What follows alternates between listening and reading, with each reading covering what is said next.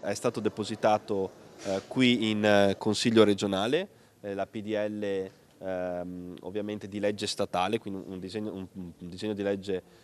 statale che ovviamente parta dal Consiglio regionale. Ovviamente la Costituzione ammette questa possibilità vuole dare un segnale molto chiaro. Da Palazzo Balbi arriva l'annuncio della proposta di legge statale promossa dal governatore Stefani per vietare l'accesso ai social ai minori di 14 anni, depositata in Consiglio regionale. Io penso che i social oggi siano un ambiente pericoloso, un ambiente pieno di pericoli, dove si annida cyberbullismo, dove si annidano giudizi anche anonimi nei confronti di ragazzi che non hanno la maturità sufficiente per poter rispondere. L'esplosione dei disturbi alimentari è anche legata ai social, l'esplosione del disagio giovanile è anche legato ai social, senza considerare, senza dimenticare, scusate, anche immagini violente, esplicite, che quotidianamente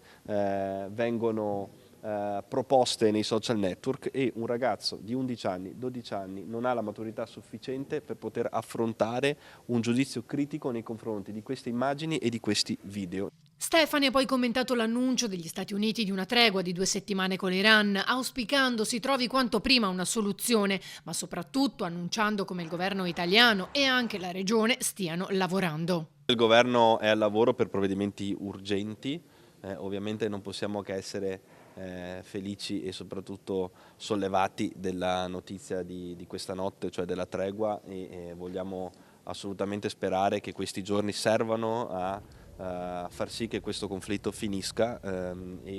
ovviamente d'altra parte, da parte delle istituzioni, metteremo in campo tutte le azioni necessarie per affrontare questa sfida. Ovviamente la Regione del Veneto farà il suo, l'abbiamo già fatto tra l'altro in maniera anche previdente per quanto riguarda il bilancio di previsione. È chiaro che ovviamente le misure emergenziali poi sono di carattere governativo, so che il governo è al lavoro e ci sono riunioni anche in questi minuti ovviamente per